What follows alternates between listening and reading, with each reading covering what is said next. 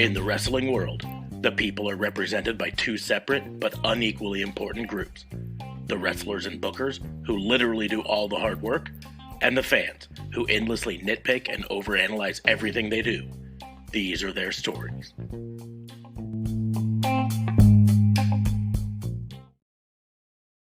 Hey!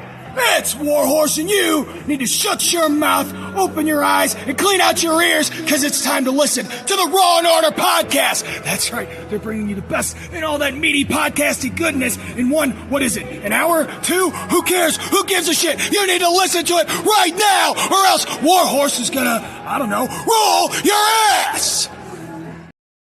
Welcome to another episode of Raw and Order, the Wrestling Booking Unit, the only wrestling podcast on the planet right now, live after WrestleMania Night 2, because we got shit to talk about. I am your host, Detective Mark Smart, and I am joined, as always, by my partners in crime fighting. Starting off, District Attorney Vincent Kayfabe. What's going on, man? How are you? Introduce the other guy. Also joining us from up north, RCMP JLB.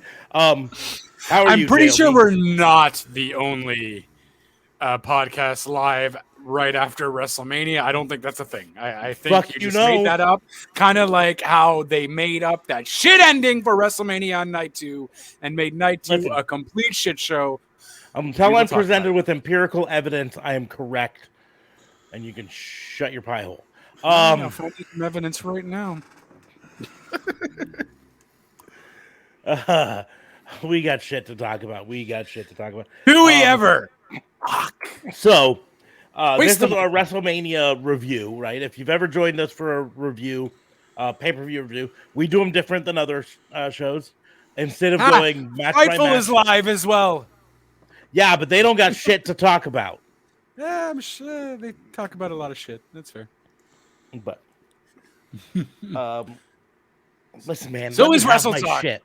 All right, fine. Um, We'll have our own shit. We got some special shit to talk about. Anyways, if Might you're be coming new with to another- our reviews, we do them different than other shows. Instead of going match by match down every match, here's what happened, here's what was good, here's what was bad. We just fucking cut straight to it. And by the way, not worried about being monetized, because fuck, shitty shit, fuck. We go straight to what was good and what was bad about the pay-per-view. And I thought after night 1 that we would have a whole lot of hard time talking about bad stuff about WrestleMania, because night 1 was fucking good. I even mentioned at the end that it probably gets the best pay-per-view of the year so far shirt. I just I have to go back and look at AEW just to be certain, but yeah, it might be the one. After tonight, fuck no, man. Shit. This is Could have been a contender. At best, this was okayest pay-per-view of the year so far because it was so fucking bipolar, right? So That's bad. fair. Anyways, so we're going to start off. We're going to do the worsts first, and then we're going to try to figure out the best. I think you're going to find that worsts all come night 2 and bests all come night 1. Fuck. Again, I want to say that I think tonight. I don't know. The Gunther an match was effort- pretty good. Gunther might be somewhere in the best. I feel like tonight was an effort on WWE's behalf to cover up for the fact that Lita was not impressive last night. Specifically, Lita. Well, Trish Stratus wasn't all that great. I'm not going to. Trish was better than Lita. Yeah, by just like this much, right? The only difference is we were distracted with Trish the entire time because her top was about Holy ready to titties! burst. And so it was hard for us to pay attention to her happy feet because there's so much bouncage. Anyways, Well, so there we're gonna wasn't start that off. much bouncing. Technically, those tits are fake as fuck. It was. Fakies it was very bounce straight. too. Fakies bounce too, man. Can't We believe did you it at a said strip tits club for a while. Fakies bounce too, man. Can't fucking believe you said tits on a podcast. Titties. So we're Hit it start real off worst match of the weekend. Pick your mismatch. Yeah, it was either of the Miz matches. Empirically speaking, it was either of the Miz matches. I would say Poor Shane, probably the Shane Probably McMahon tonight's. one Yeah. Although technically, I think they officially called it a Snoop Dogg match because the Shane match never really started or something. I don't know. Here's the deal, right? Thoughts out to Shane. That looked like a legitimate knee injury. I suspect it was originally planned to be Shane versus Miz, and then after that, have Snoop Dogg get involved. Yeah. And then Shane looks like he must have blew out his knee, and ACL, MCL, something like that. He tried to do an up and over, and landed, and then collapsed like instantly. Anyways, either those from an empirical standpoint, those happen. Let's take the Miz matches out because they weren't announced matches, they weren't planned, and they were a combined 6 minutes of time, both nights combined. So, Okay.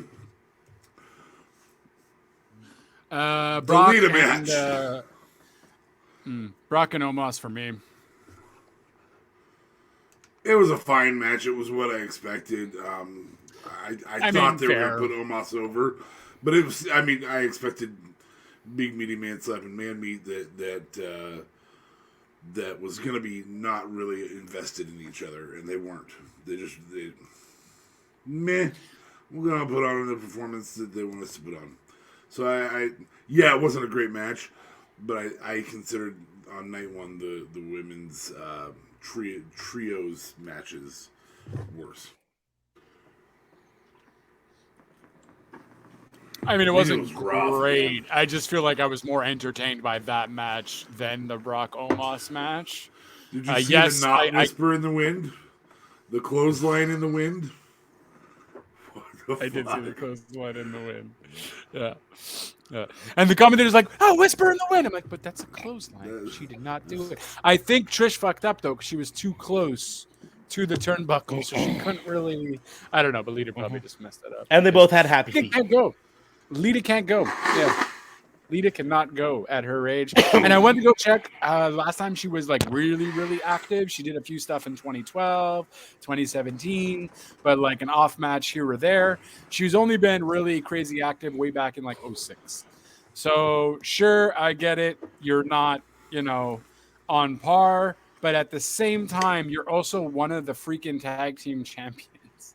Like, you knew this was coming. You could have trained for like 6 months or something. If your body's not into it, then Lita, don't come back for it. Don't come back for it. Bring someone else. Yeah, I mean, the simple fact is she's been involved in 4 matches, including yesterday, in the last 3 years, right? So 5 years, in the last 5 years. So I mean, it's understandable. And I said that watching it, I was like, they're obviously rusty. Haven't done much. So you're giving mercy to them. I'm giving at least a little bit of understanding to them. They were just like, that match wasn't great, so I'm not gonna lie. But like, fuck, there's so many just bad. Like the women's WrestleMania showcase tonight. It was 8 minutes that could have been 5 minutes that didn't need to be at all, And I feel bad because I like Liv Morgan and I like. You're talking the that's the women's tag, right? I like Liv Morgan. I like Raquel Rodriguez. I like Chelsea Green. I like Sonya Deville. I like Shayna Baszler. More than 50% of the women in this match I like. Shotzi. I like her. And it just none of them seem to have like chemistry. Yeah, there wasn't a whole lot of in-ring chemistry. In fact, the best chemistry was on the entrances, watching Ronda and Shayna come out because they came out with that good chemistry swagger that hey, we both carry ourselves like this. Yeah, it was the same with Liv and Raquel came out. They have matching ring gear. In fact, Shotzi and Natalya came out with a good entrance. That was a good set of entrances, but you're right. The match itself. Yeah, very disappointing how Ronda wasn't in the entire match, and then she just comes in and does an armbar, and it's done. Well, I was reading something that she's dealing with some sort of an injury. I'm trying to remember where I read it.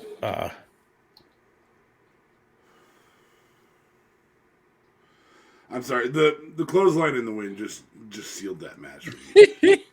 It really did. Mm-hmm.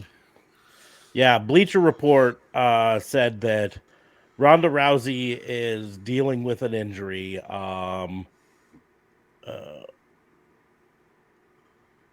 her right arm, and it's a legitimate injury, not just a kayfabe. And so I guess they specifically tried to limit her usage in there to. Okay, but then give Shayna the win. If Ronda can't do shit, then don't give Ronda the win. Let Ronda be there and stand pretty, and give Shayna the win. It wouldn't have changed anything. Here's the deal: is if Ronda just stood there on the ring apron and didn't do anything, it would have looked bad. It would have just made the injury more apparent, right? So the fact that she worked through the injury and everything, they worked the thing. But here's the deal: they gave it 8.5 minutes. And again, it could have been the entire story could have been told in 5. And normally I'm the one on this podcast who argues that these matches need to be longer. But I'm gonna give you a rundown. Night 1 versus night 2. Night 1 had 8 total matches. That includes the Miz match, right? 8 total matches. Night 2 had 7, right? Night 1, 11 minutes 20 seconds, 8 minutes 30 seconds, 16 minutes 15 seconds, 14 minutes 40 seconds, 14 minutes 55 seconds, 23 minutes 35 seconds, 3 minutes 40, that's the Miz, 24 minutes 15 seconds, right? Now let's look at night 2. 4 minutes 55 seconds, 8 minutes 25 seconds, 16:40, 16:05, 2 minutes 20 seconds, 18:10, 34:35 for the main event, right? The timing. Yeah, they went fucking long for the main event. Well worth it though. Well, except other than the ending. Yeah. Other than, but that's my point. Is the timing of matches on night 1 was way better because it was more consistent, even more consistent, right? But night 2, it's just like they just ping ponged back and forth between 16-minute and 5-minute matches, and it's so annoying. Anyway, so that's I just again, and I kind of said this on the breakdown show last Tuesday. These showcase matches, these tag matches, they didn't have a storyline reason to be on the show, right? And I would have preferred them take one of them off and put the Andre the Giant Memorial Battle Royal back on the show, because that's where it fucking belongs.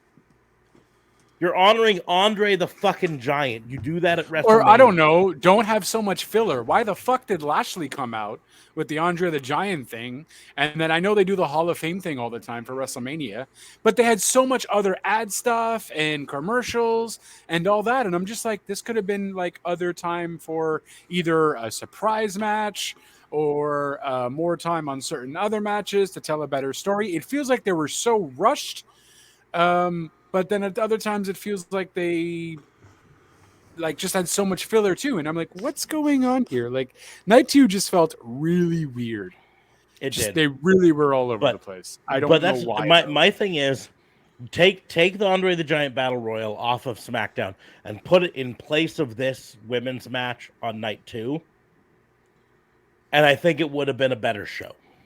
It's not rescuing it 100%. Don't get me wrong. Right. But it takes night 2 from a C to maybe a B, B minus, somewhere there. It helps out the show. And it's sad because I always want to see women wrestle more. I want to see them given more showcase. But there was fucking no storyline to this match. Nothing at all. There were no stakes to it. no winner gets a shot at the tag titles, or Right. winner gets to choose their spot in Payback or Backlash or whatever the fuck you want to call it. Nothing. It was just like, hey, we're gonna have this showcase match out there for no reason whatsoever. And the sad thing is, the men's showcase on night one was actually legitimately good. And that's part of why it makes the women's one so disappointing. Is because the men's was actually good, even though it has the same problems with no stakes, no storyline, no reason to be there, right? I was shocked Moving that on. the Street Profits won that one, but I was a little surprised on that one. I think we all thought it was probably going to be Braun and Ricochet. right, because it seemed like they were pushing them the most out of all those teams. Yeah. So, moving on to most predictable moment.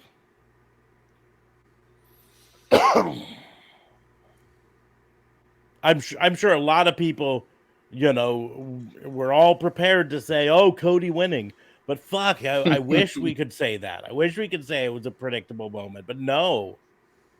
WWE's got to fucking be WWE. I would say maybe Rhea winning. That's not a bad choice.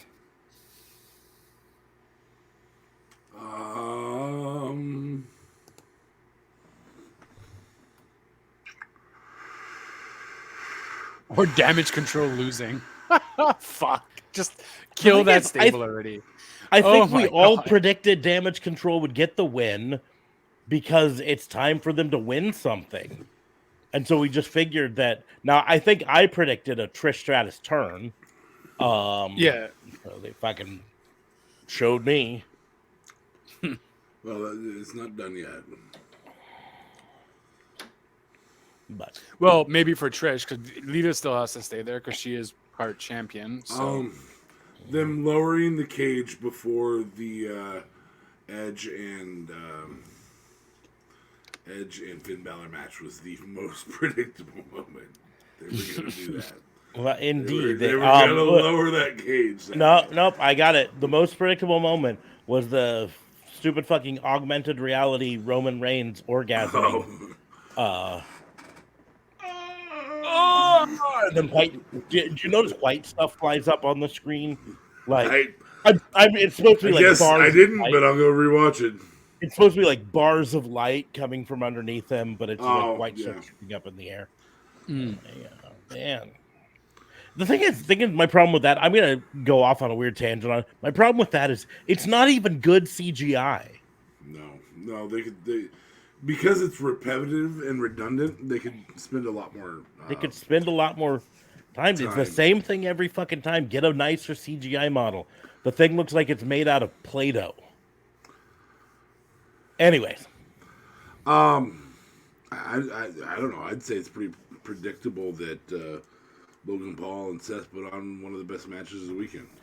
Sadly, you might not be wrong there. I think that's a terribly predictable thing. And I'd do it again and again and again. I could say maybe most predictable Austin Theory winning. Yeah, because I didn't. I can tell you, I didn't predict John Cena's bald spot. That's for sure. I've seen it before. Yeah, I didn't predict him being that pale though. He looked. Yeah, that's a truth. Because he's a fucking Hollywood guy, man. He should be having a 10-year round sort of shit. But the one I am actually going to give it to is Sami Zayn and Kevin Owens winning. I think that's the most predictable. It's a good one. If only they'd finished the story. That was even their catchphrase. Finish the story. Fuck. Anyways, overhype of the weekend. Oh, where do we start? I'll just say it. Fucking Cody Rhodes, Roman Reigns. Yeah, that's got to be it. Although runner-up, fucking Demon Finn Balor and Hell in a Cell. Fuck. God, great fucking match. Just the fucking all the Indians that didn't go the way they should have. That's what the overhype of the weekend. They're all fucking overbooked. All of the Indians on night 2. Bullshit WWE Crash TV shit. Fuck. Yeah, I don't even know if I really liked I just feel like I've seen Edge do better Hell in the Cell matches. I feel like I was expecting more out of Edge and Finn. I feel like I was expecting more, but I also feel like they do this whole thing about the demon is Finn Balor bringing out the more vicious side of him, Well, and all that shit. know, And I don't know, the vicious side of him beat the crap out of Beth. So why didn't the rest of, I don't know, say yeah, all of Judgment Day drag Beth out there? fucking You know? Oh, Edge is trapped in a cage. yeah. 3 other people drug Beth out.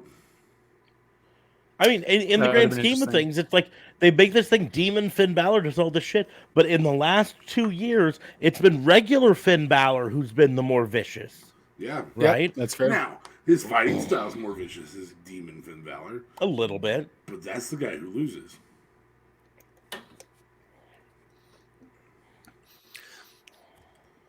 Yeah, I just kind of was But no. disappointed in that match, though. Yeah, I I will just book you. It's Cody though. Cody is the overhype of the night. And, Fucking- and I'm I gonna was go. so ready. a Well, little it more was in depth. it still was a fantastic match, though. I'm I gonna go really a hair enjoyed the more in match depth. until the end. The overhype of the night for me, beyond Cody, beyond all of that, is the length of title reigns. That has been overhyped and overhyped and overhyped and overhyped and overhyped. So much so that they decided to keep 2 titles that have been on people for, I'm sorry, 3 titles that have been on people for more than 3 years, or for more than a year. Because Roman's had 2 titles for more than a year. And Bianca's had her title for more than a year. It was like And a year. Gunther's almost to a year. What's that? Gunther's almost to a year. Gunther is almost to a year. That one I understood, though, because I think they're still telling the story there. They have time to tell that story. They hit the year mark, and you're done telling the story. It's time to stop telling the story. So, that's my overhype, is length of title reigns. Do you realize that AEW didn't exist? Or maybe it did exist, but it was like in its waning phases. The last time Roman Reigns was pinned. I understand. He left with cancer. I get it. But it was 2019 the last time that dude was pinned. Mm-hmm. Yeah. 2019. We had an entire pandemic since then. Yeah. We've been scared for all of society's lives since the last. Well, no, time. because they were doing the shows. No, because wasn't their first show in 2019 Double or Nothing? Towards the end of the year. Yeah. Okay. Yeah. Well, I think it was like November or something that they had Yeah, Double or I Nothing. think Roman's last time he was pinned so- was August so of it's- 19. It's tough. We can get into the semantics of it because it is kind of. They announced AEW on January 1st, 2019.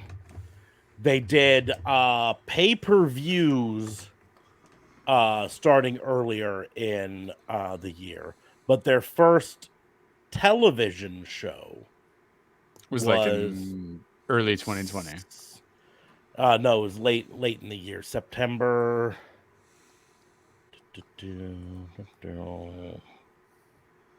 Go to the end here. Their Double or Nothing was basically exactly 4 years ago. Not quite, but almost. It was May 25th of 2019 was Double or Nothing, the first one. And then June 29th, they had Fyter Fest. July 13th, they had Fight for the Fallen. August 30th, they had All Out. And then October is when they did their first Dynamite. October 2nd was their first Dynamite. So if you're talking AEW and you're only including when they were running regular shows with like televised audience and all of that stuff on regular, October 2nd is the launch date of AEW. Okay, so Right. we'll use October 2nd. That means AEW started 2 months 2 before months. Roman Reigns' last pinned. Because December 15th. Yeah. 2.5 months. That's wild. Month and a half. I'm sorry, 2.5 months. 2.5 months. But 2.5 months. AEW is 2.5 months older than Roman's non-being pinned streak. yep. Not undefeated streak, but non-being pinned. So Time of title reigns is the problem. yeah. And the thing is, we've mentioned it before. WWE has this fucking hard on for long title reigns. That's what they think. That's new. That's new the last 10 years. Well, yeah, but here's the deal: is the last 10 years is what history is now. I know. Right? I'm In fact, just- it's been more than 10 years though, because I remember I was already starting to get frustrated with WWE's long title reigns back it's before I even insanely left. frustrating. But It's they they've you're always going to have to give me a better than it makes the title seem stronger. Yeah. At the end of the day, it doesn't.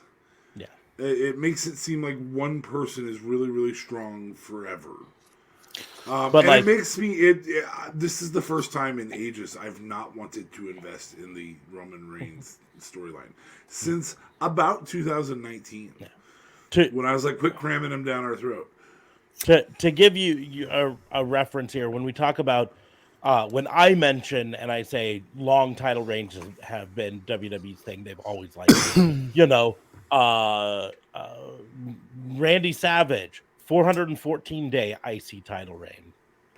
Tito Santana, 217 days. Greg Valentine, 285-day. Tito Santana before that, 226 days. Ultimate Warrior, 218 days. Rick Rude, 148. Ultimate Warrior again, 216 days. Mr. Perfect, 280 days. At this juncture, I'm starting to feel like they want him to beat Bruno Sammartino's record. Razor Ramon, 198 days. Then he lost it to Diesel for 138 days. Then he won it back from Diesel for 146 days. But I feel in like fact, you can tell stories when you do that. Yeah, but that's still almost a year-long reign. The Rock in 97, 265 days. I'm okay Ken with that. Shamrock, 125 days.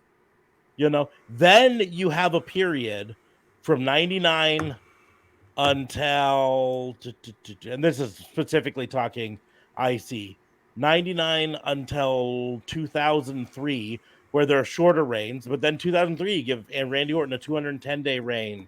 Shelton Benjamin, 224-day reign. Ric Flair comes back in 2005 and has a 155-day reign. Johnny Nitro had a 99-day reign. Jeff Hardy had a 98-day reign. Quick question: do you think unifying those championships, because we aren't seeing a main championship, a main event championship, change hands? Do you think that's hurting? Yes, I think that's what it is. is. If Yeah. it was just the Universal that sat on him for this now 3 WrestleManias, yeah. If there was at least one And then we title got- changing hands, if we could have had a match that was Cody Rhodes versus fucking Braun Kevin Strowman, Braun Strowman, yeah. or fucking Bobby Lashley, Drew McIntyre, Bobby Drew Lashley, McIntyre, yeah, for the thing, and then had that win for Cody Rhodes beating, they could have had their strong Roman Reigns and kept him as champion and still had their moment. But They could have given the fans a hot Carl with Kevin Owens or with Sami Zayn losing to Roman. You still would have gotten a Sami Zayn main event against Roman. You could have done your hot Carl bullcrap where you're just shitting all over the fans. And then, boom, you come back and you're still telling the story. Yeah. Okay, fine. I'd have been mad. I'd have still been mad if Sami Zayn hadn't beaten Roman. I was at Elimination Chamber. I was all ready to go out and buy a WWE action figure so I could stick a belt on that Cody Rhodes there. Just to get the WWE Championship belt. I would have bought a Brock Lesnar or some shit like that. Well, and do you think maybe they did this to show Cody Rhodes even more sympathy, or do you think this actually ruins Cody Rhodes? No, I in think that terms there are of dozens of angry fans who lost their suspension of disbelief. I think I before the show, I posited one concept, right? And that was that WWE has famously been trying to get approval for betting on WWE events in a couple states, specifically Colorado and Minnesota, I believe, are the two that they're trying right now, right? Should be And the criminal only because thing I can think of is that they're like, fuck, everyone knows Cody Rhodes gonna win. If we want to show the betting organizations that it's a safe thing to allow betting on this stuff, we have to show that we don't always do the thing that people expect us to do. it's too set up for criminal behavior. So Triple H did I think say it's a bad on- idea. I'm gonna say this I think betting on wrestling sports entertainment is a bad idea no matter what you do. Now, I don't mind spot bets. You can do spot bets. Does the miss get used? Gimmick bets, those things I'm fine. But I'm not gonna do them. I still think it's dumb. But Sammy Guevara tweets out, "What the fuck?" So Triple H did comment on the booking decisions. He had mentioned it's always a feel, and where you are at that moment is the right place to be and bank on what's next. So you continue to tell the story. But if I didn't feel like we had a compelling story on the other side, it wouldn't be the decision. So he's saying there's more to come, and you're going to like what's coming up. Trust me on this, yada, yada, yada. So here's to hoping. I just don't know what they're going to do. Well, I mean, I guess you have Sammy and KO put their titles on the line, also in a fatal 4-way. John Alba tweeted out, "I've watched thousands of hours of pro wrestling in my life, and I cannot think of a booking decision more puzzling than this. There was an opportunity to make a John Cena level star, and it was completely fumbled. I'm genuinely without words." I mean, at the end of the day, that was a fire match, and yeah. So anyway, we had overhype of the night, and we're talking. Moving on. Worst. Apparently, lots of people agree. Yeah, worst performance. Now, this is singular performance, not necessarily. I know where Fabe is going. Snoop Dogg. Snoop Diggity Dog. Fuck. Snoop Dogg cannot throw a punch. He can throw a Snoopy elbow though. Fuck. I'm surprised he didn't break a hip. Yeah, I mean, the running he's got back plenty of the way he painkillers. jumped. The way he jumped felt like He went into that. That was not his worst part. That was his best performance. His best performance. But Snoop Dogg was the worst performance of the weekend. His promos on the mic were not. They sure as hell weren't the D-O-double-G. You know what I'm saying? Yeah. Snoop Dogg. Yeah, that's probably the best. The worst. You could also the worst. Yeah, the best choice for the worst. Shane McMahon, theoretically, although that might not be entirely his fault. That may have been kayfabe or it may have been real. But yeah, we don't know yet. In which case, props to Snoop Dogg and Miz for working a job there. Yeah. I'm pretty sure it was real because when they were showing Miz's face, they didn't throw up the X though. So. Well, they might have. It's just they might have didn't off camera. put the camera on him. Oh, that's Yeah. true. They put the camera on the Miz, but Miz is just standing there going like I'm keeping myself hyped for the match, and it's like I don't know what to do next. I can see the gears working. Well, kudos to Snoop for coming on in. Miz didn't have a mic, have an earpiece, and Snoop probably did. Yeah. So even if Snoop didn't have an earpiece, he was on the outside of the ring as the timekeeper to say, "Go to the finish," and Snoop to know, okay, this is the time. Because I'm certain 100% that the Snoop punches and then elbow drop was planned. We're still playing, right? Yes. So we don't know what the Shane McMahon bit was going to do, but I suspicion it was going to end with the Miz pinning Shane McMahon and celebrating in the ring, and then Snoop Dogg coming in and doing his thing. Anyways, JLB, worst performance of the night for you? Weekend, I should say. Weekend, yeah, I'm gonna give it to regardless of injury or not, I'm gonna give it to Ronda. That was just pointless. She didn't do much. It was, and she won. So I give it to if between Ronda and Lita, I would say are the worst performances of the night. Those are both fair. Mm-hmm. I thought I can't give it to Snoop. I don't know. Snoop did a lot of stuff, and whatever. He's not a wrestler, so I can't really, Yeah, so don't make him wrestle. Don't wrestle. Yeah, that's.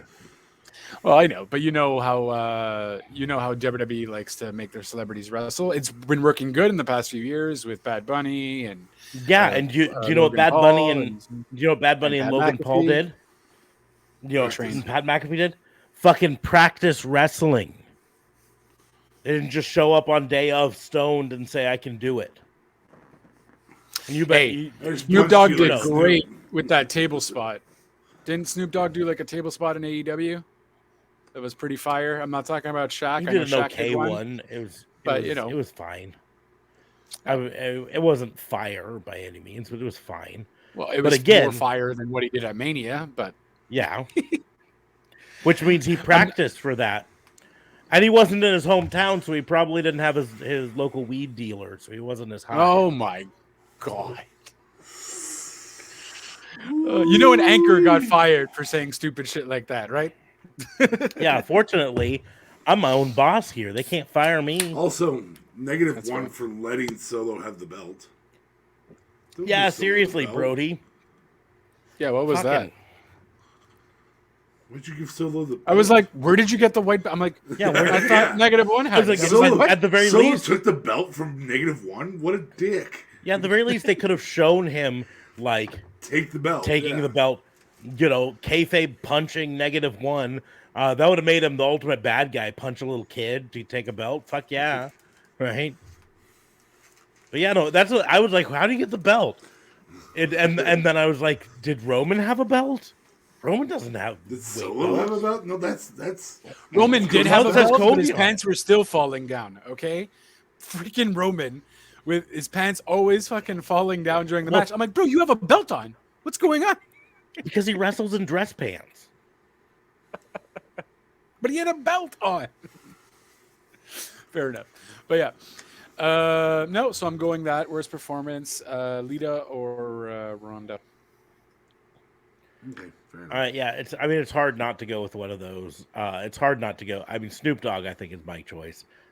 Just fucking don't do it if you can't do it good, right? And I'm not even joking when I say this. Fucking David Arquette looked better as a professional wrestler in 1998 WCW than Snoop Dogg looked tonight. And I hated that when it happened too. Fuck. Moving on. Worst move, singular move. Clothesline in the wind. I'm sorry. It's Snoop Dogg's punch or clothesline in the wind. That's it. That's the whole kit and caboodle. Whoever they hired to paint all the kendo sticks, who forgot to paint like 6 of them, but still put them under the ring. I don't get why the kendo sticks were painted, and then you have the old school Hell in the Cell there, but you have all the weapons painted. I'm like, why? You're supposed to bring back the old school style back. It was so you could see the weapons through the Hell in a Cell. So they contrasted with the gray of the Hell in a Cell. I'm 90% certain that it was a theatrical decision.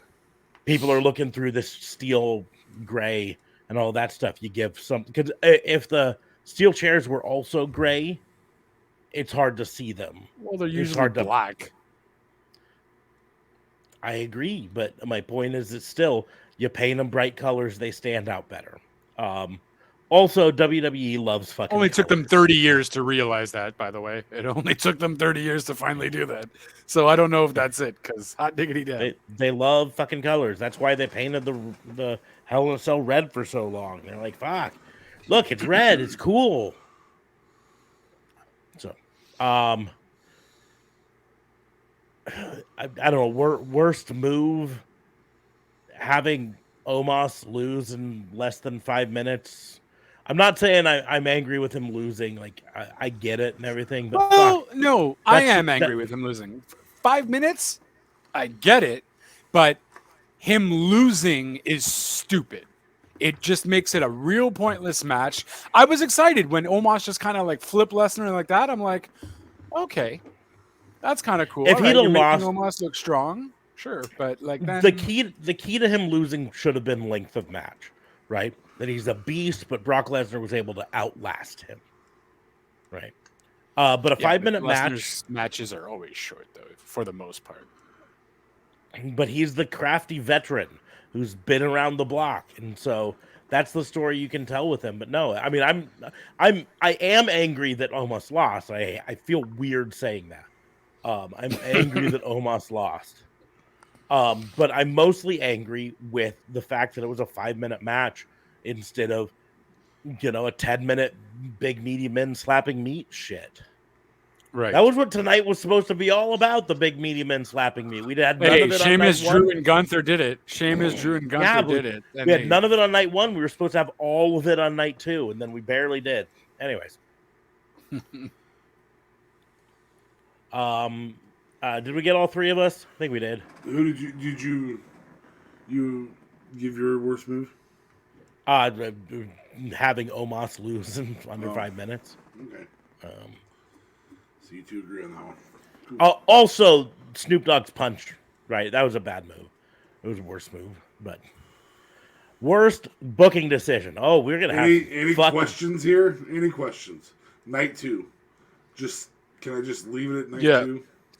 And it's funny because when you first looked at the card, I was like, okay, they're kind of evenly matched, kind of thing. Like you have Asuka, Bianca. Seriously told Smarks that if Cody wins, if the Cody match is a good match and they put it on, it could make up for 100% of the rest of the night. Yep. And I thought that too. I'm like, this is what they're doing then. I'm like, okay, you know what? I'm down with it. Bring on the Cody win, make it a fantastic match. But then they made it a fucking shit show towards the end with everyone coming in, and I'm like, and then Cody still loses. And I'm gonna predict Smarks is here, and I'm gonna do it in the private chat. So don't look in the private chat, Smarks, before you say yours.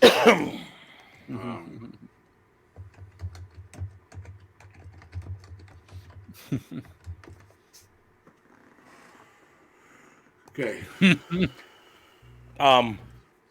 Well, I'm guessing your thing is the demon losing. That's what your guess is. But I'm still saying it's Cody losing is the worst fucking booking decision. Okay, I was wrong. That's by far the absolute worst booking decision. The problem is night 2 is full of bad booking decisions because the demon Finn Balor losing is also a horrible booking decision. And then Sheamus not winning to get the that Grand Slam. To have Grand 2 Slam. people get the Grand Slam at this year's WrestleMania. Yeah. So what was Because you had Rhea win it. Oh, Andre Battle Royal. Yeah, no, that's a bad booking decision too. But that, unfortunately, that doesn't even get to the top 3 for this night for me. I was okay with Gunther because I think they can tell a longer story. Yeah, But I just thought Gunther could be that guy who has to relinquish the IC title, and I'd be okay with that. My problem but he is, also puts fire matches too, right? So like he's super strong, super good, super convincing to keep it. Yes, I guess Roman has that too, but Gunther doesn't need anyone to fucking help him in his matches where we always see Roman have help, and now it's getting fucking annoying. that's why I don't you know have why him it's lose taking it this in a long. triple threat match, right? This is where you could have had Sheamus win it without Gunther looking any worse off, right? I think It's he a loses triple it threat. once he gets a chance at the world title. Because then what else do you do with Gunther if he loses the IC? And so, Start his world title chase. Start his world title chase, right? That's traditionally how they've done it. They've traditionally had the person lose the IC and move up, right? Yeah, Imperium versus I mean, Bloodline. what? So is Cody out of the picture? I mean, no, but now we're going to have a month or two of Roman Reigns saying, why should I give you another shot? I beat you already. You know, you need to go to the back of the line, pal. And that's why I know Triple H is at the media conference afterwards, like, oh, I have a storyline and it's all, you know, going to be good and all that stuff. I know that. I get it. I get it and everything, but the thing is, to quote the tweet I had earlier, they had a chance of making a John Cena level babyface tonight, right? Yep. And they fucking pissed down their leg. And the thing is, they're going to go back to complaining that they don't have any good baby faces. Nobody likes any of their baby faces because you have them fucking lose the big matches, right? I'm not saying Cody should have had a 1.5 year long run with the belt, right? You have him win, get his big WrestleMania moment, right? Gets a pose there with the thing. SummerSlam to Gunther. Yeah, loses at SummerSlam to Gunther. Gunther can still be a heel at that point, you know? Because I do believe that a heel champion is better than a face champion. But guess what? You've got a whole bunch of heels and very few true faces in your company. Worst moment. This is the last of the worsts. What I realized this was not that I personally had hyped up night 2. And yeah, and I realized I was wrong. I said it before we went live. The moment I knew that that this was gonna go badly, the moment. So this was my worst moment. It was personally my worst moment. The ref bump in the Roman Reigns versus Cody Rhodes match. It was a good match. It was a fire match going. I'm like, okay, they're telling this story, all of this stuff, and then they do a ref bump, and I'm like, fucking WWE can't let anything end right. They always got to overbook shit, right? Like, why can't I get he's a heel and heel usually gets help, but especially at Mania, why? Like, I didn't mind the Solo help because Solo was already there, and then he got kicked out. Cool.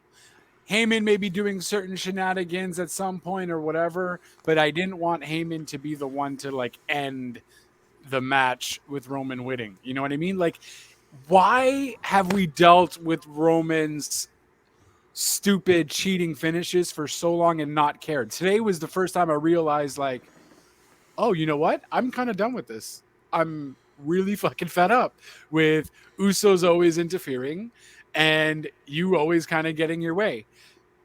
Just fucking done. Where the fuck was he for the Usos match? Right? I was like, no, Usos are going to turn on Roman. It's the only other storyline that they can continue to tell. Where were you? We had your back. Where were you? Mm-hmm.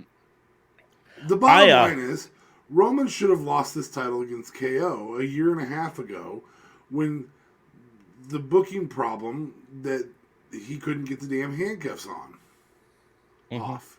They couldn't get the handcuffs off of him, so they set it up so that he could at a 30 count, he grabbed the ref and pulled him into the metal. Like, damn, that was okay. I remember that match now. Yeah. KO should like that was a fun match though. If you fuck up in the booking and you make a mistake and you can't call an audible in time 1.5 years ago, you shouldn't still be the fucking champ this much longer. Currently trending on Twitter. WWE horrible. WWE awful. WWE no LA night. Yeah. And apparently Bray Wyatt was in LA. There was even like a fan who spotted him on the road, and I was like, okay, cool. We're gonna maybe get a because he fucking loves to troll people. Yeah, for sure. But I thought at least we were gonna get a surprise, like I don't know, LA Knight thing, or when Lashley came out, I'm like, oh, okay, Bray Wyatt's gonna do something. But Yeah. nope. Yeah. The real reason I had pulled up Twitter and I gotta find it. Asuka has a tweet that I feel like we need to talk about.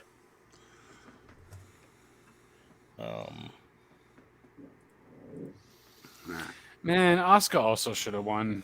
Fucking tired of Belair. Yes, Asuka. I might as well go back to Japan, but I bet a lot of you guys, my friends, will miss me when I leave WWE. Now I need you to power of your anger. Let's bring chaos to the boring women's division with me. Poop emoji.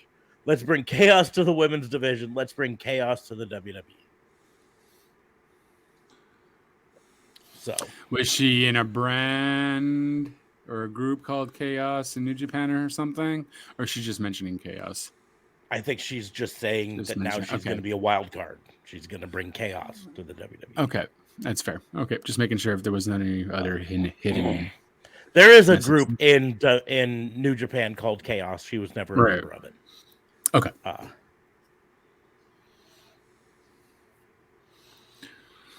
But I don't know. Even that too, like they got to do something different with Belair. It wouldn't have made sense to turn her heel since Asuka's kind of borderline, but you got to do something different. She's absolutely right. The women's division has been pretty boring, at least on Raw. Even really on SmackDown with Ronda holding it, then Charlotte. Hopefully Rhea brings some life to the women's division on SmackDown. Yeah, she's absolutely right, though. Something's got to give, man. The women's division is not talked about because there hasn't really been anything happening crazy in the last year. There's only been a handful of pretty good, pretty awesome title matches within the last year. It's not Bianca's fault per se. It's booking. Well, again, the problem with Bianca Belair is, I've said it before, face champions get boring eventually. And that's what it's come down to, is because the face champion always comes out and smiles and does their little jig or whatever. And that gets boring as a fan. You know, it doesn't get boring. Fucking the chase, right? But importantly, the chase has to have a finish, right? So Asuka winning could lead to Bianca Belair starting the chase again. I'm going to get back my belt. It would rejuvenate Bianca Belair and it would rejuvenate Asuka. But still, worst moment for me personally was that moment I realized that they were going to fuck up this whole ending for the Cody Rhodes match. Yeah, I think we're all maybe in agreement there. It was pretty bad. Okay, we're finally into the best. So I think for the rest of the night, let's focus on night one. Best moment of the weekend.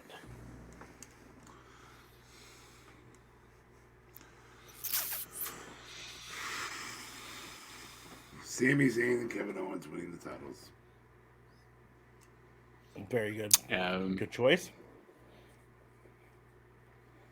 That was heartwarming. It was beautiful. Yeah. Mm-hmm. Added to the press conference afterwards. I went to go talk about it. I'm gonna give one for tonight. Cody giving his belt to -1. That's a good one for tonight. That's a good one. Also, his 1-year-old daughter Liberty Bell making an appearance. And wearing earmuffs. It's the only kid I see who is 2 years old in the crowd who actually had earmuffs on. I'm like, what's wrong with these parents? Why don't any of these parents have like something for their kids' ears? This shit is too loud for them. Here's why. Here's why. In AEW, Brandy Rhodes pioneered and led the sensory whatever, I can't even remember what it was called, committee for AEW, and they're the ones who brought in that group to have sensory rooms at every AEW event where people who were getting overwhelmed, ADHD people, autistic people, could get away from the hustle and bustle for a bit and calm down. And so she is acutely aware of people with sensory issues. and because of that, she came prepared for her own daughter. So that's a Brandy thing. I put hard money on. It's a smart thing. Brandy did a good thing there. But it was but no, it's just as the father of a little girl, my heart melted when I saw Cody go over and grab his daughter and give her a hug and her just cuddling into him. My daughter's too big to do those cuddles anymore. It sucks. But so that there, and then turning and giving his belt to Brody Jr. and specifically Michael Cole mentioning it on TV that is Brody, son of John Huber, formerly known as Luke Harper in the WWE, pointing it out. Now, I did say I do think it's interesting to also note now that meant that on WWE Wrestlemania featured an ex-AEW star handling his weight belt to a currently signed sort of AEW wrestler, because importantly, Tony Khan gave him a contract that said as soon as he turns 18, he's got a job there.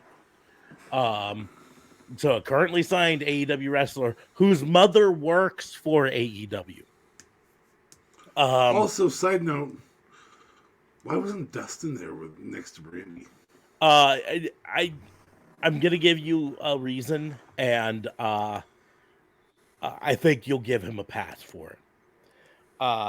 Dustin's daughter gave birth to his first grandson on Friday. I think it was Friday, Thursday or Friday. Oh, wow. Okay. So he was off being a grandpa. And how cool would that have been for their family if great Uncle Cody won the belt? Anyways. No. I'm going to I agree it's probably the best moment is probably Kevin Owens and Sami Zayn winning on night one. I will also say though an honorable mention to Rhea Ripley winning. Yeah. And I'm gonna say even specifically moment wise that camera angle that showed Charlotte sitting outside the ring smiling while Rhea was in the ring celebrating. Because they just put on a fucking banger match. There were barring bad endings, there were several great matches on this pay-per-view. Yeah. If you rule out the endings, if you rule out bad booking, yeah. I mean, there were at least 3 5-star matches. But if wishes were horses, we'd all be eating steak. Don't ask me to explain that quote. It's too much. I'll be different. I do agree with both of you. I'll be different and say Rey Mysterio coming out with the lowrider to Eddie Guerrero's music. That was a good one. That was good. Ain't nothing but a G thing. I was only. I actually like both those entrances. Yeah, Dominic. Dom's entrance. I mean, ludicrous, only for the fact that it it didn't make sense though, because he wasn't in jail. If he was if he got, that's if why he went to jail on the Friday, fucking ludicrous. He was in jail for a whopping 7 hours, and his character is about. But why would the correctional truck bring you to the when you're not even in jail? Who gives a shit? Like just. Why would the correctional There's some truck? things you just gotta enjoy. I agree. It was absolutely ludicrous, and I loved it. But importantly, the correctional truck picked him up in the video package, and he was wearing something different. And then they pull up at the arena, and he's got something else on. So they also had him change clothes in there while handcuffed. Would they have a stylist in there? Oh, you got to look good for your match. No, it's fucking ludicrous, but I loved it. The only thing I wish they would have done, and I guess I understand maybe why they didn't for a lot of logistical and technical reasons. Have it drive down to the ring. Maybe drive down to the ring, but no. Right after they drove out in the car, Eddie Guerrero music and everything, Ray got out and he walked into a door on the side of the ramp that was I'm assuming it's the elevator that Cody used tonight. So an elevator up to the top of the ramp where then Ray celebrated at the top of the ramp before coming down the ramp, right? And what I just for old time's sake, I would have loved the launch. Yeah, The who's Booyaka. that jumping out the sky? Yeah, I would have loved that just one time, and I know they would have had to build a launch just specifically for that. And the logistics are really hard to do, and I know that we're talking Rey Mysterio, who's not a young spring chicken anymore. 48, my knees couldn't do it, and I'm only 45. But Side that note, would have also just the launch could not do it. Mhm. You've got a good 200 pounds on it, bud. I do, right? They would have had to make a sturdier launch. I agree.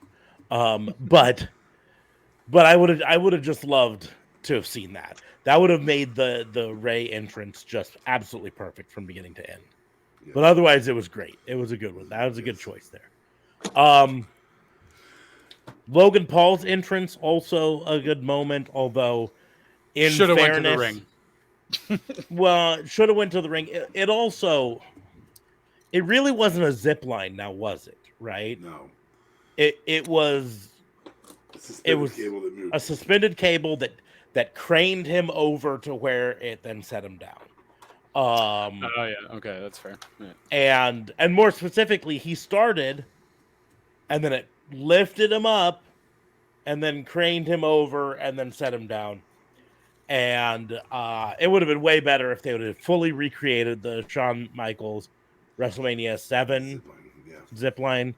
That would have been way better, but I understand, I guess, why not. Seth Rollins' entrance, however, just a little confusing. You didn't like the conductor? The conductor was okay. It was more the what the fuck are you wearing? And then I think that was homage to HBK. No, that's what I thought, but I did some looking, and I think it was an homage to Jeff Jarrett, which of course loses points in my book. right. Because fuck Jeff But Jarrett. Jeff Jarrett didn't wear the bottom part. I get the front part, but he also had the red stuff at the bottom that he took off, which I thought was an HBK thing. Like I said, I first thought HBK, but everyone, like online, everyone's like, hey, look at that. The top part is exactly, even to the color. Jeff Jarrett had one that he wore one time that was pink, bright pink like that. That's why I think it was obvious, because HBK never had one that was pink. HBK's was red and black. Right. Anyways, breakout star of the weekend. I'm gonna go with Austin Theory. That was a 4.5 star match. It got an A from CBS. I thought it was a good match. More importantly, it did what it was supposed to do, and I felt really solid about Austin Theory after that.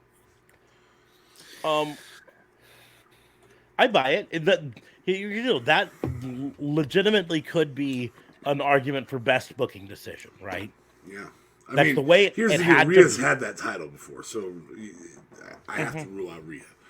Well, and in fairness, there's no one else on the night that you could say would be a Kevin Owens breakout. because Kevin Owens is finally as of this weekend is a Grand Slam champion. So you could say Kevin Owens. You could say Dominic Mysterio, except for he lost to his dad. Except for he lost. Right. So that hurts.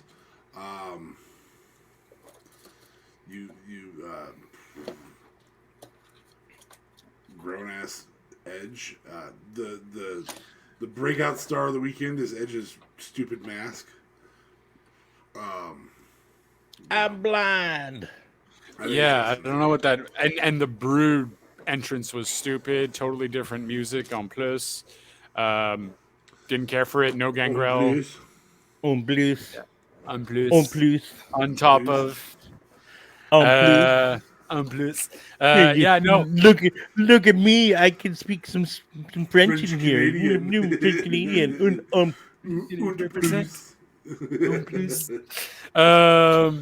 Yeah, I would probably have to. He lost, but I'm still gonna give it to. I probably would still give it to Dominic. No, I the can't right give it to answer is Theory. Austin Theory. It The more wasn't you a great think about match. it I is- didn't like it. I mean, I wanted him to win. Obviously, that was fine. I just don't think it did anything for him because the I match mean, if you're wasn't talking that. of the weekend, can we count the whole week and finding out that Liv Morgan was willing to have her arm broken this week? Yeah, fuck it. Yeah. What kind of commitment do you have to your career, Liv Morgan? Okay. Yeah. Well Yeah. then, why didn't you tell us that right after we were all pissed off about your match? I think You she told should. us that sooner. I think she should have a legitimate discussion with Dante Martin right now about Whether or not breaks feel good. whether or not breaks are a good idea. Well, he's out of the hospital though, so it looks like it wasn't that bad per se. But he's gonna have a long road to recovery for sure. His brother can weigh in. They can have a big old round table about whether breaks are good for professional wrestling careers, and I'm pretty sure they can lead her to the conclusion that they are not. Yeah. Not good. Fortunately, other people agreed with you.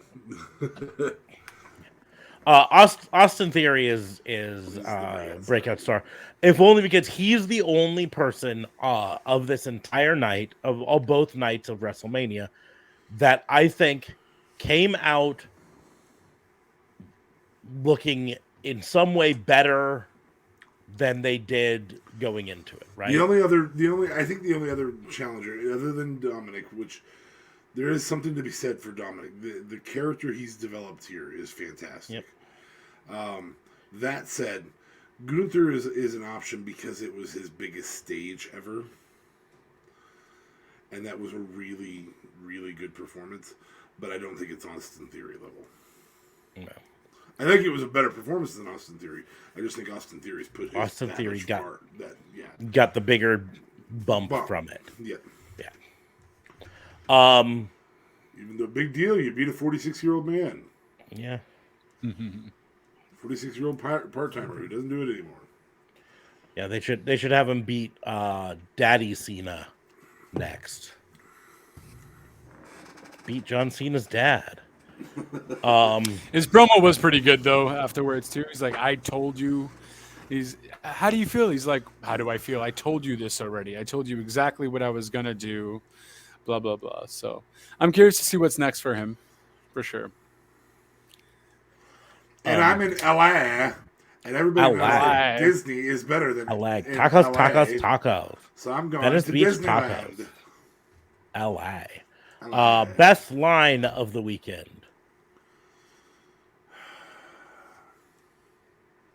You keep saying you're going to get rid of this one.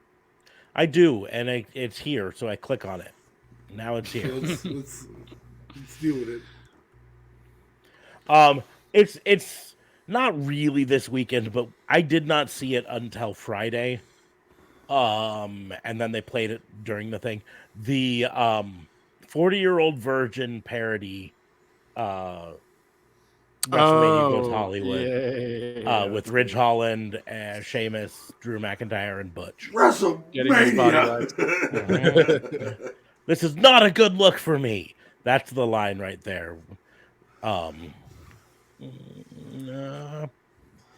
had seen that before, so I hadn't seen the one. I'd seen all the other ones. That was the one that I hadn't seen yet until Friday. So, actual spoken at the event, I'm gonna go with.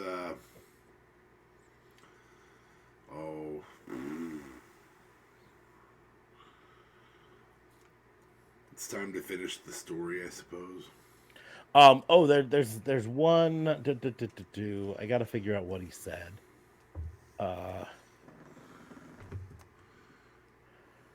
KSI is who it is. I can't remember exactly what he said. It was right before he got put through the table. Did he say anything though?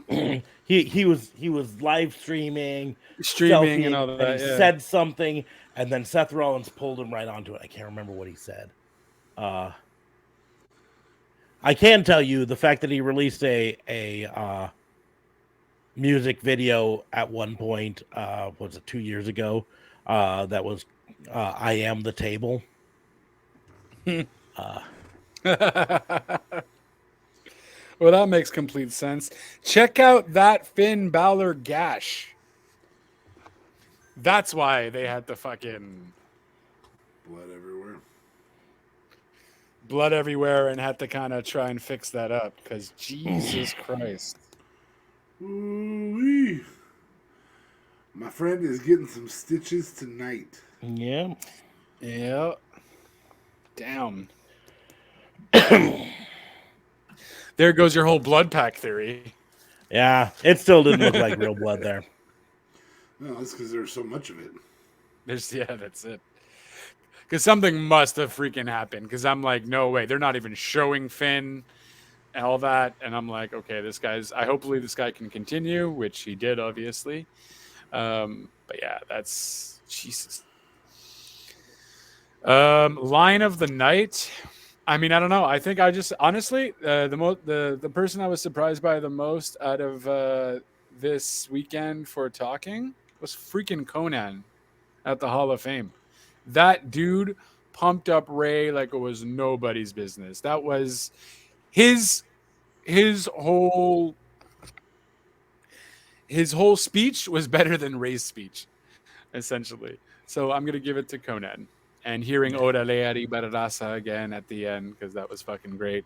But the dude can talk, and that was fun. That was very entertaining.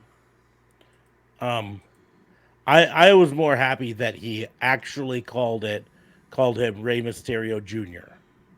Because I hate how WWE always pretends like he's the only Rey Mysterio, and there's an actual history behind it. I think that's important. Yeah. I would have loved if Dominic, instead of coming out as Dominic Mysterio, came out as Rey Mysterio Trace. Mysterio the Third. Anyways, the only reason that keeps me from agreeing with Conan is we knew Conan is really good on the microphone. It's about the only thing he was good at in professional wrestling. Stop! He was great in the ring. I'm salty. I don't know. He was okay at first, and then Joined the NWO. realized that he could go Arriba la Raza, Odale. Despite the fact that he, aside from that, I'm sure there was other lines, but I mean, I don't know. It's still a weird category. Best performance of the night, of the weekend.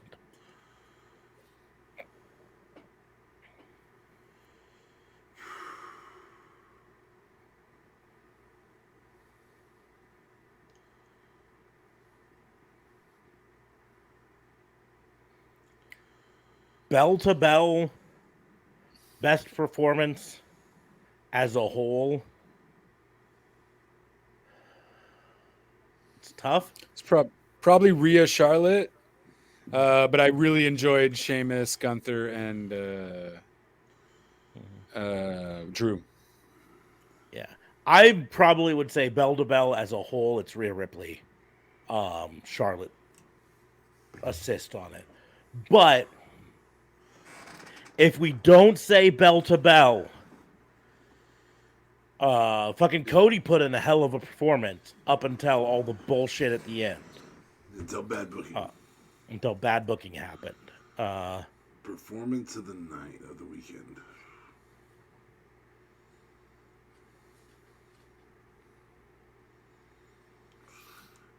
Yeah, it was a great match until the end.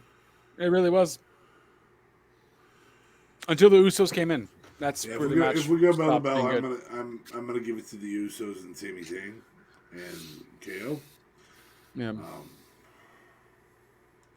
The Charlotte match was great too. That's a tough battle. Those two are. If you don't go bell to bell and you just go overall performance, not accounting for booking, then it's probably Cody and Roman. It might be Finn and Edge. That was a good match until it wasn't. Like, I didn't want to invest in that match, but it was a good match. No, I mean, I didn't have high expectations for it either because I think we're all just fed up with the storyline. It was good. I don't know. I just seen better Finn matches and better Edge matches, so I don't know. Yeah, the thing. Liar, you have not seen a better Edge match. This version of Edge since he got back. Maybe Edge and Roman. Seth. Oh, Edge you and mean Seth the and Hell in a greatest Cell. wrestling match of all time? Stop it. No, that was Edge and Randy. Oh, that greatest wrestling match of all time. No, but I'm referring to Edge versus Seth at a Hell in a Cell. I want to say last year at some point. Greatest wrestling match of all time was Edge and Randy at Mania, no? And that was 2 years ago. Yeah, it also was not the greatest wrestling match of all time. They said it was, and they're not allowed to lie. WWE's like the internet. It never lies. They lie all the fucking time. They lied and told us that we could trust them with this storyline. All they had to do was finish this story. Honestly, your whole betting theory, though, does make a lot of fucking sense. But it's just also kind of like... It doesn't work, though. You cannot do a scripted thing. This is why you can't bet on New England Patriots. They were scripted for all their fucking Super Bowl wins. Did I say that out loud? You did. I actually used that since both of you weren't on the live reactions, I mentioned it to you when you came on later on yesterday's night ones. But guy was asking about how I watch professional wrestling, knowing that it's scripted. Specifically, he asked you. I mean, do you believe that this is real? And we had it was a legitimate conversation back and forth. He legitimately had questions, and I legitimately answered them. It was very respectful, right? But I said, I mean, here's the deal, right? There's a lot of people who find reason to believe that NFL and MMA isn't real, right? But people still watch that. There is a going theory about the 2001 Super Bowl, the Super Bowl for the season of 2001 in 2002 when the Patriots won it. Patriots were 0-2 before 9/11 occurred, or 0-3, something like that, and then won the Super Bowl at like 10-4 or 11-5 for regular season record. Now, also Drew Brees went down, and Tom Brady showed us who Tom Brady was that year. But no, not Drew Brees. Drew Bledsoe went down. Who on paper was the better quarterback of the two. Obviously not now considered that way. But well, he wasn't a 6th round draft pick. But there's a going theory that they wanted the Patriots to win the Super Bowl after 9/11. I don't know if that's true or not. I don't think it's true. Well, I mean, there's a lot of conspiracy theorists that believe that about just the Patriots just in general. And they point to the fact that, statistically speaking, Tom Brady got more positive yards from penalties than any other quarterback in the league over his tenure, right? That it didn't matter what season it was in, Tom Brady was on the positive side of yardage from penalties more than any other quarterback. And you know, I mean, you can make arguments back and forth as to why. Probably the biggest reason is because he would get up and cry about it every time until the referee threw a flag, you know. And then eventually people were like, "Oh, he's the greatest of all time. I can't be the referee that's known as the one who didn't throw a flag on the play that injured Tom Brady. So I got to throw that flag. But they can point to that and say, look at this. From this, you can tell that, he's obviously getting preferential treatment. That means, that easily can be that it's fixed for him to win, Yeah. Um, Those are claims. Those aren't, I mean. Yep. But so in the end, whether it's fixed or not, doesn't mean we don't watch the games, No, absolutely not. And that's what I kind of said. I mean, the bulk of my argument with this guy was just, I mean, almost every entertainment out there Could be fixed or is fixed, right? I mean, you watch movies, right? It doesn't matter whether you watch action movies or dramas or horror movies or comedies or whatever. It's scripted, right? It's almost like we should have a shirt that says your favorite movie. It's almost like we do have a shirt that says that. Link in the bio. Yeah, plenty of best performance possibilities. Worst was Alexa Bliss. By not being there. Yeah. They teased us. They actually had a on the side of the stage, they had rotating posters that were meant to look like, famous movie posters, right? Sure. And they had a one that was based off of the Pretty Woman poster that was Alexa Bliss. They teased us like she was going to be there. And then she wasn't. She wasn't. Ryan Cabrera is just sitting there cuddled up with his beautiful wife. Yeah. I mean, in fairness, she did just finish a run on The Masked Singer, and also apparently had some cancer removed from the side of her face, like back by the ear. Oh, shit. So maybe she's recovering from that, but a likely story.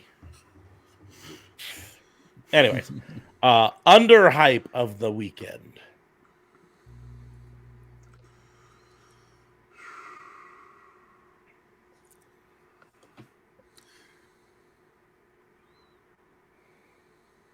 I mean, we can say either of the Miz matches because they were not hyped at all. But they also were both not good at all. The first one was okay.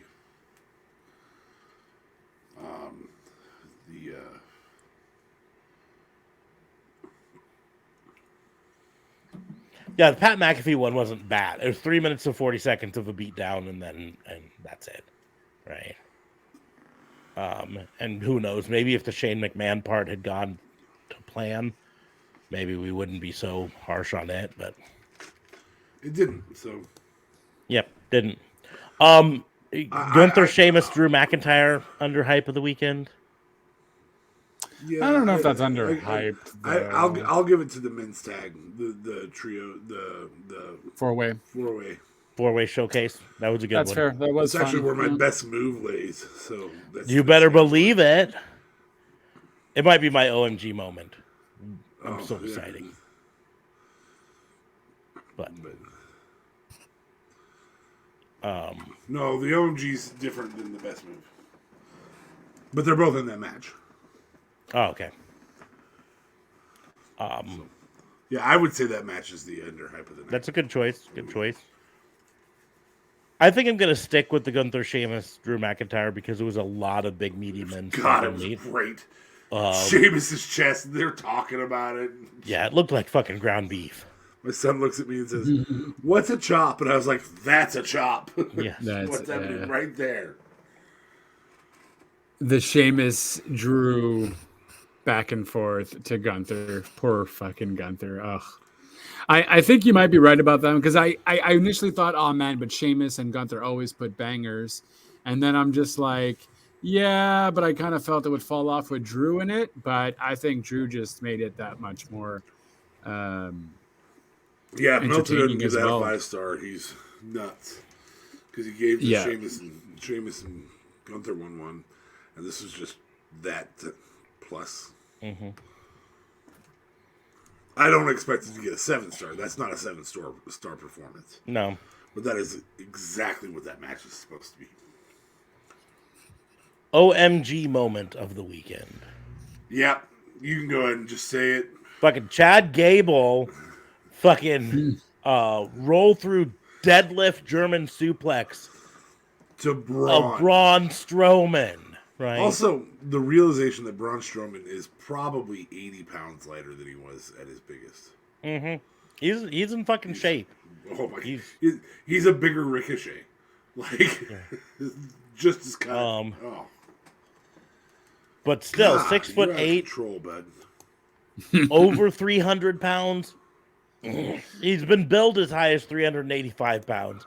He's definitely not that anymore. Shane suffered a torn quad. So it was legitimate. So true. Trips didn't forget. Yep. Yeah, so apparently torn quads run in the family. Apparently, yeah. Yeah, or they don't run in the family. Because you have a torn quad, can't really run. Well, that's your cheesy dad joke of the day. But OMG moment is the deadlift German suplex. That Yeah, I'll give you that. fucking dropped my chin. I fucking pushed. Yeah, man, Chad he's Gable super down. underrated. And I've been saying that, between Ricochet, Chad Gable, Shelton way back when, but I think Shelton's too older That now. said, also the overhead release suplexes by Rhea were in that category. Mm-hmm. The release ones where Charlotte fell on, I don't know, her face. Twice. I think she also did a brainbuster. No, was it her who did a brainbuster on the apron? No, I think that was a KO thing on the Uso match. Never mind. Yeah. No, that one that Charlotte landed on her face is worth an OMG moment. Thank God she didn't have her own the German suplex. Yeah, really that was crazy. I had thought she had got concussed at one point, but she was good.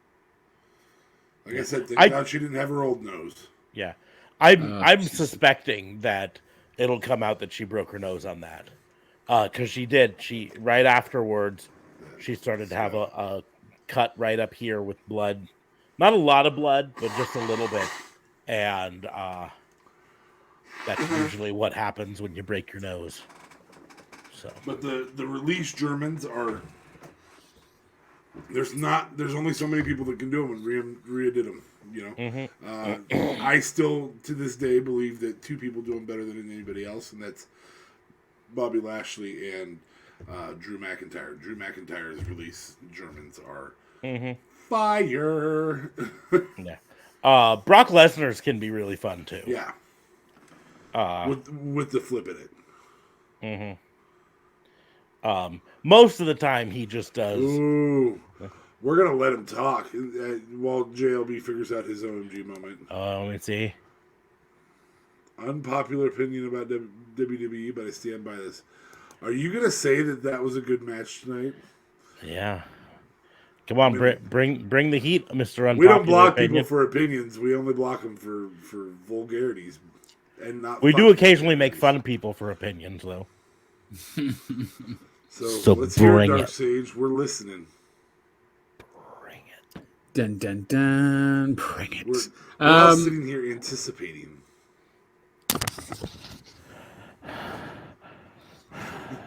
We didn't. The hard breathing's not necessary.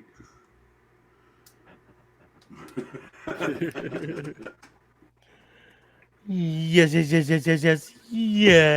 Oh fuck! Come on, Dark Sage. Get to typing. Dun dun dun. But no, I think I'm gonna have to. I had kind of forgotten about the Gable German suplex. But yeah, fucking epic. As I mentioned, always an underrated. He's super, super underrated. And he just deserves a lot more. Give him like an IC or a US. Make him beat Theory for fuck's sakes. He deserves a lot more. Here we go. Biggest fan base, in my opinion. I'm the biggest contrarian in the fan base, so in my opinion, keep going with the title run. Y'all hate the part-time champion, but I love it. Have Roman get to 2,000 days. 2,000 days. No, the I know wrestling the community wrestling hates fans like me who take the exact opposite view, but I admit I'm a contrarian. Well, I mean, let him get to 1,000 days first. Let's not go crazy with 2,000. Again, it comes down to this: 1,000 days does not build the title. Everything should be about building that title, and 1,000 days does not. Everything should also be about building stars. And Roman's at the peak. Getting to 1,000 days isn't going to help Roman be over more. I don't have a problem with him being a part-time champion. I have a problem with the fact that there's not someone else being built out of it, right? That every time he beats someone, it brings someone down as a potential champion, and eventually you sit here and you go, well, who has a chance to beat him? He's beaten fucking everybody. And then you got to bring in someone else from outside the company, and then he's viewed as an outsider. I also think that, again, we mentioned it earlier, if they hadn't unified the titles and kept them as separate titles, right? They could have him. I would be fine if Roman made it to 5,000 days with the Universal Champion, as long as there was a WWE Championship that could go around and be used. Right. Just a little FYI, 5,000 days is a bit much there. Fucking a long time, 14, right? 15 years. So is 2,000 days. So if you're already going to get to 2,000 days, might as well go to 5,000, right? Fuck it, just go all in. 67-year-old Roman Reigns coming out to the ring. Yep. We've seen photoshops of it. It can be possible. Yeah. It's a bit much. 2,000's a bit much. But I mean, this was just Cody's moment, though. That's just all it was. Like the story was being told. It was there. So I really hope, Cody's never going to get this red hot. No, he's never, and he's never going to have another chance for this moment, this big of a WrestleMania. You mean to be a champion? You mean, or just this moment? No, to have that WrestleMania moment, to win the championship on the big WrestleMania stage. I do appreciate what you're saying, and I understand it. And if that's your style, that's cool. But I don't think. But you're fucking wrong. I don't think it built it. Because it doesn't build any. That's the deal. This all should be about building something. And Roman doesn't get better based on this. This doesn't help Roman out. Right. Saying just to do it because people hate him as a part-time champion, that's fucking Vince Russo shit. That's Crash TV is what it is. Bro. And that's the problem with it is WWE needs to build new stars. They had a chance to build a huge new star today. Right, with Cody Rhodes, and they chose not to, and they've got a story that they're planning on telling, and that's fine. But the problem is, wrestling is all about the moments. It's all about when you pull the trigger, and they missed their chance to pull the trigger, and it was the dumbest chance. I really feel like the only other moment you can pull is Trips comes out to the ring and says, "Hey, Roman, you've had this title for this long. But you're a one-show man. You're never on Raw." And just straight up Eric Bischoff to Triple H sets this up and just hands somebody else the title. And the only story that I can see them doing is kind of a version of that, saying, listen, you unified the titles, right? We need a title on Raw.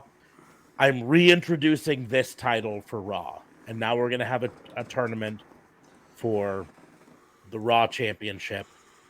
And you can have your belts, and it's effectively the same thing, but that's not as good of a moment, right? No. Fucking, we've got a year now until the next chance to have a moment this big. The next chance for them to have a Cody Rhodes win on the grandest stage of them all.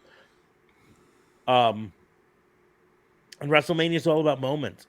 And eventually, again, I said this is all about the storyline, and the storyline, the bad guy eventually has to lose. Eventually, right?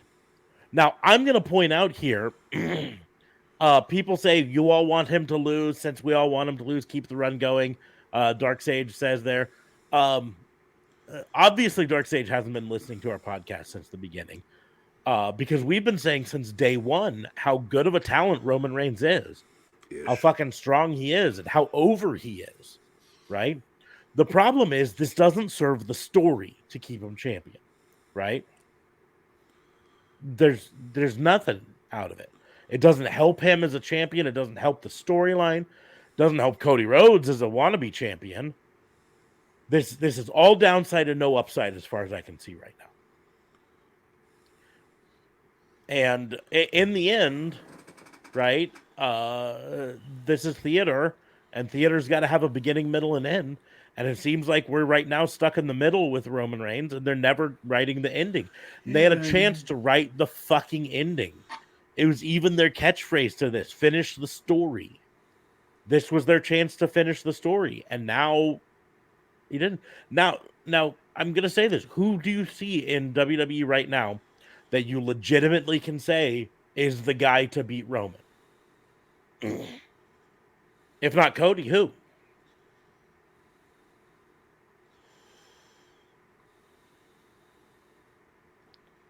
Because there is nobody. Because he's fucking beat everyone. Solo. But Solo's not ready for the main event yet. Right? And he's not ready mostly because they haven't built him at all. Jay, nope, he's already beat Jay. Jimmy? Oh, well. Yeah, no, he's already beat. Really trust that one. Kevin Owens? No, he's beat Kevin Owens multiple times. Sami Zayn? Nope, beat Sammy. Bobby Lashley? Braun Breaker. Yes. Right, he lost his title at Stand and Deliver. Probably will be on Raw, perhaps. Along with maybe some UFC stars, if that whole Endeavor thing is true, and they might potentially sell on Monday. They might announce the sale on Monday. It'll be months before the sale is officially done. Because here's the deal: is when it comes to this sort of a thing with this amount of stock, it's got to go through SEC regulators first. Right. So it'll be a bit before it's approved. Maybe not months, but at least a month if it gets announced. Also, I do not anticipate we will see a huge influx of UFC fighters actually wrestling.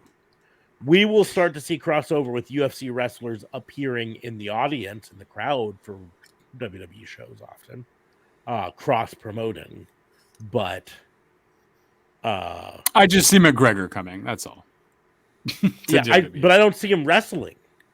I see him coming to promote shit, coming to be in the crowd and be his thing, but I don't see, and mostly it's because I don't see McGregor putting in the work to be a wrestler. Right. I definitely don't see him putting in the work. So that's the deal. Gross. I don't want to see him coming. Yeah, you do. I feel like Dark Sage left. I feel like he did after we said, you're fucking wrong. Because he is. I mean, you can have his opinion. It can be wrong opinion, but everyone's allowed to their opinion. But you can't defend it if you run. So. Yep. Anyway. Best move of the weekend. This one's one where I have something different than what you had. Go ahead. So, Ricochet goes up for a big splash. And Street Profits, my gosh, he lifts his knees. Ford? No. One of the Viking Raiders? No. So, oh my God. Words is hard. Yeah, I get it. Street Profits. Angelo Dawkins. Sorry. Dawkins. Dawkins lifts up his knees. He lands, Ricochet lands on his knees. Dawkins grabs him, holds him in place. Montez Ford hits the frog splash onto Ricochet, who's on Angelo Dawkins' knees. Right, that's how they won. Yeah. Yeah, in that match. That was cool as shit. Yeah. Keeping him on his knees. Yeah, absolutely. That was great. I mean, that's cool and all. Not the best move. Not even the best move from that match. right? Not because you want to say the suplex. Not even the best Angelo Dawkins move from that match. What are you talking about? The best Angelo Dawkins move was flooring Braun. was fucking flooring Braun. Yeah. Braun tried to do a second so run around. good. Fuck yeah. Boom. Oh, take that, Braun. That's the best Angelo Dawkins move in that match. Fuck yeah. But that was them working together, and I loved that in tandem move in that match. Well, Very of course, unique. because they were the only one in that match who was like a real tag team. I'm wrong. I'm technically Alpha Academy, but they're telling the story of their breakup, and Viking Raiders, but they're telling the story of both of them have put on 30 pounds. Right. When you eat nothing but turkey legs all day. Apparently. Anyways, best booking decision. This is definitely a night one thing, right? Yeah. Yeah, no, definitely KO and Sammy winning. Probably, Well, I don't know anymore. Well, yes and no, because it would have made sense if you had Cody winning and then you had the fall of the bloodline for the entire storyline to end all of WrestleMania. You have to But now have you the just- riff inside. And I think that's what maybe the storyline is the riff inside. But there's no riff. They just helped Roman. There isn't? They just helped Roman. Hey, Roman, we had your back. Where were you for us? That shit happens this week. I mean, I can see that happening, but the problem is the storyline they've been Roman telling has to since do it day himself. one is that Roman, that Roman never helps them. That they're his lackeys, he's not their lackey, right? That's the it. Lackeys, They kind of know their line. They the kind of lackeys help; they don't get help, right? They're expected to carry their weight by themselves. Although here's Solo the should have story. helped, if anything. Here's the story that I would have told tonight, right? And I mentioned this. This is the way you do this story. Cody beats Roman, celebrates in the ring for a minute, goes up to the top of the ramp, poses at the top of the ramp with the belt, holds it up, $50,000 worth of pyro. Red, white, and blue pyro. He's posing. You got Brandy up there. You got Liberty Bell up there with him with her little headphones on. And then pan down to the ring. Roman sitting in the ring, dejected. Jay, Jimmy, Solo, even the wise man, Paul Heyman, come into the ring. They look like they're going to help Roman Reigns up. And then triple super kick to Roman Reigns. Roman Reigns beat down in the ring. You can hear them saying, this is your fault.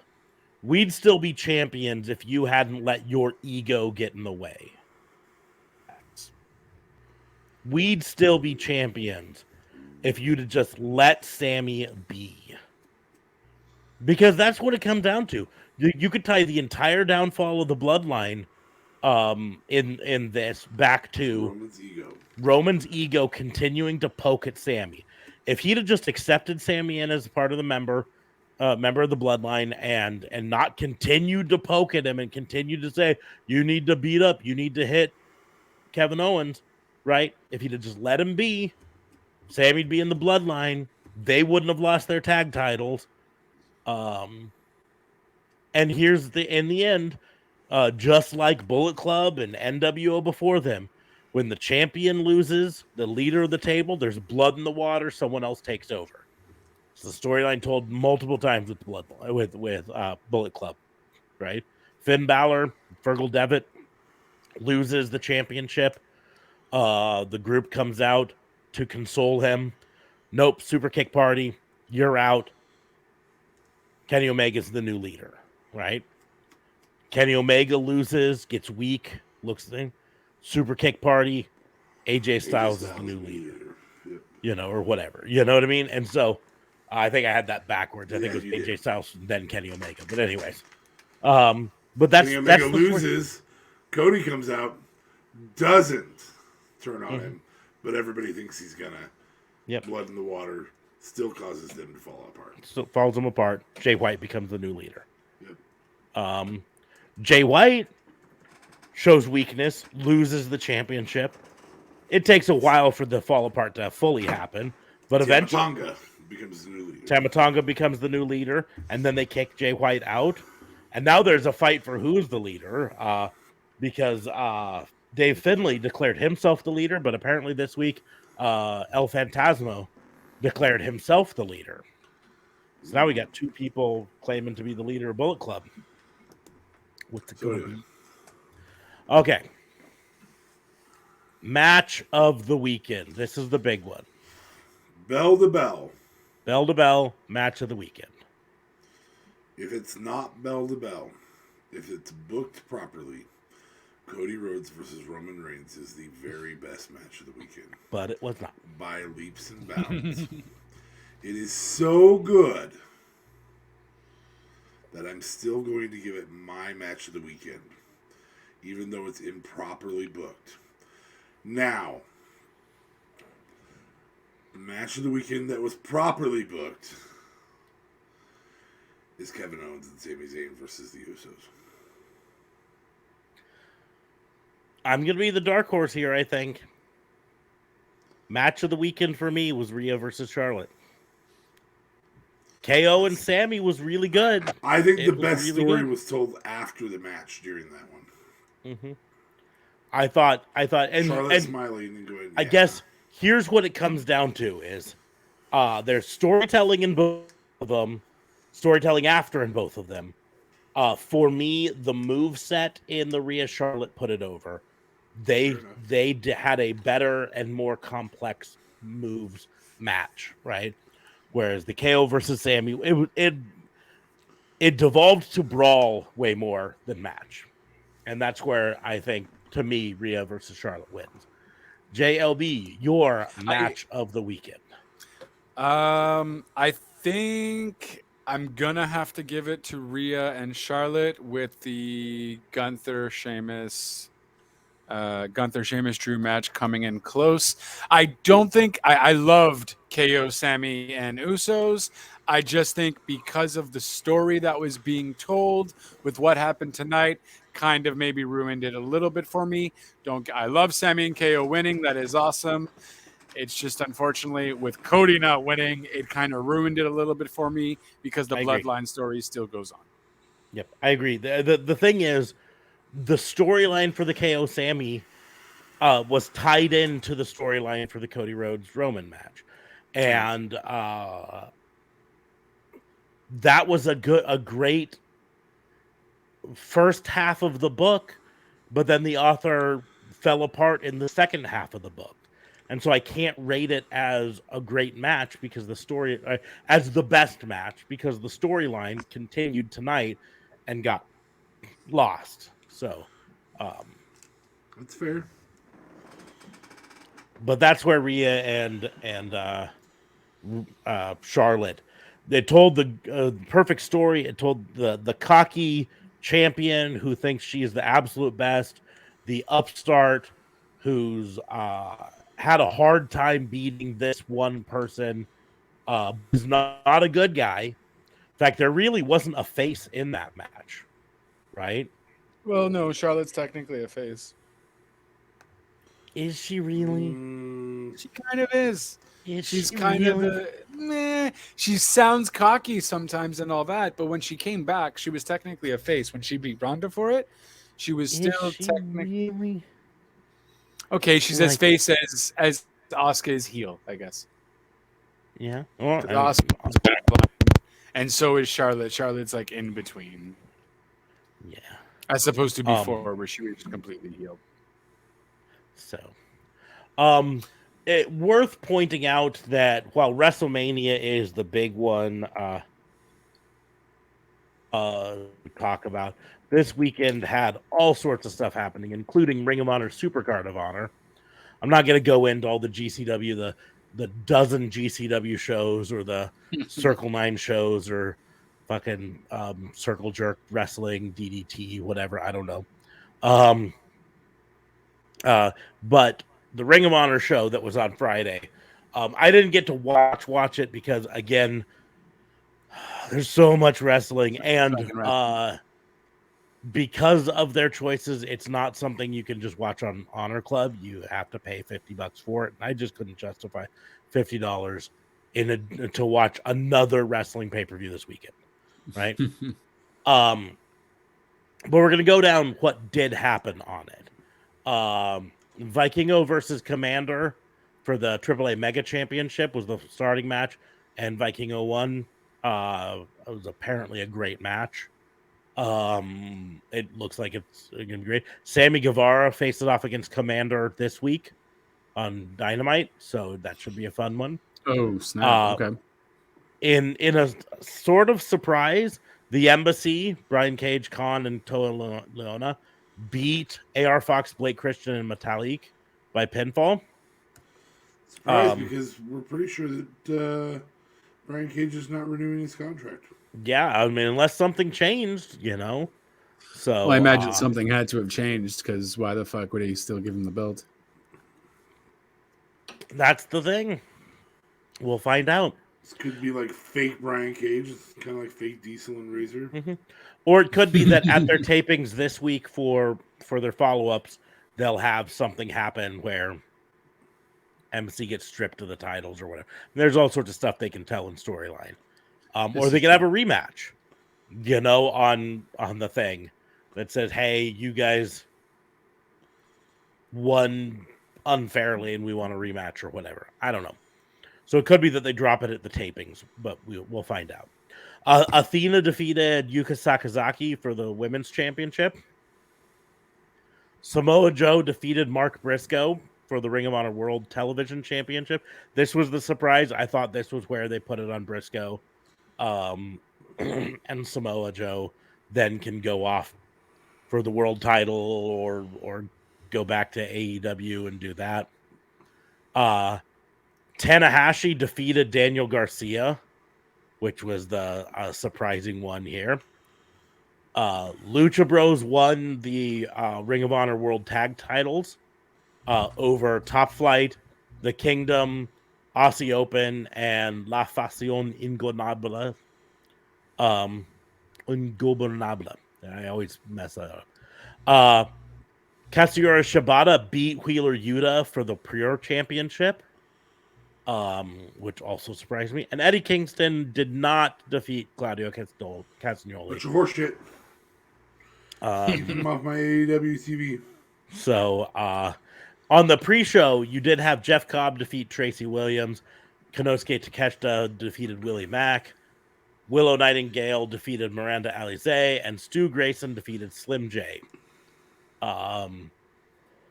But it's going to be interesting to see how that all pans out in the future for Ring of Honor.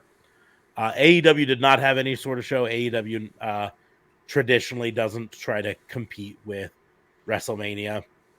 It's kind of a losing proposition. It is. Well, they had a Rampage, no? They had a Rampage, but that's just a regularly scheduled Friday night show. Right. It wasn't like they programmed something. It was also a pre-recorded Rampage, so they didn't have a live show on Friday night, right, where they did have Supercard of Honor for Ring of Honor live. And that's because that traditionally has happened. For the last 16 times, it's been on WrestleMania weekend.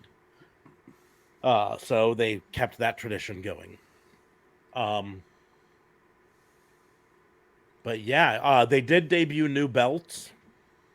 The Pure Championship and the tag belts are brand new. And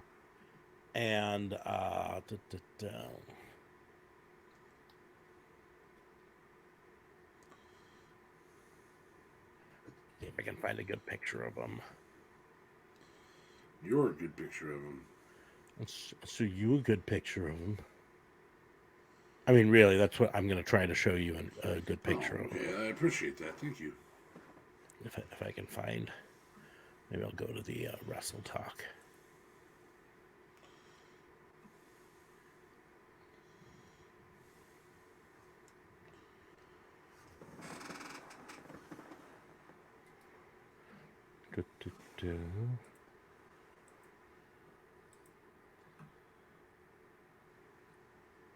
Oh, come on. Oh, here.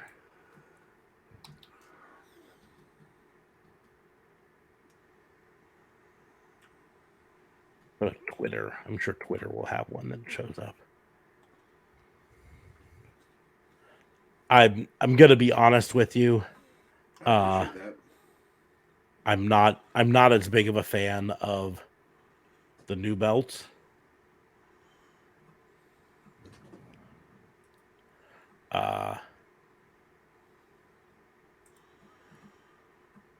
I think a lot of them kind of look. I mean, here's the deal: Ring of Honor almost always has had kind of lackluster belts. This is the new women's world title.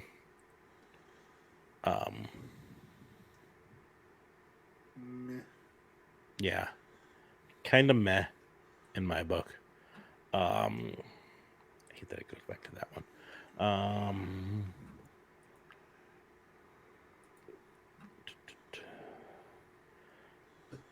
That's not a good picture of them.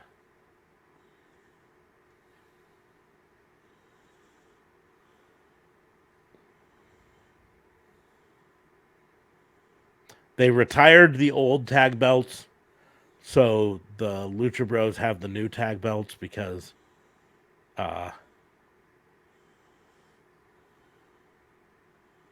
those will stay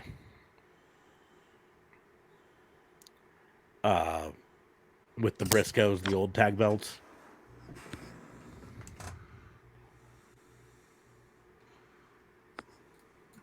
Well, of course. Can't find a good picture of the new ones, so let's go with one of the not quite so good pictures of the new ones. This is Claudio. You can see the belt down here. That's the new world title belt. It's just kind of hate meh. it, I'm not in love with it. It's just kind of meh. Meh. And that's the new pure belt. Also, it's kind of meh. I mean, it's there. I don't think I'm maybe a fan of the silver. That might be part of it. For me, they're just kind of plain. Like, I would have liked to see some gold, maybe.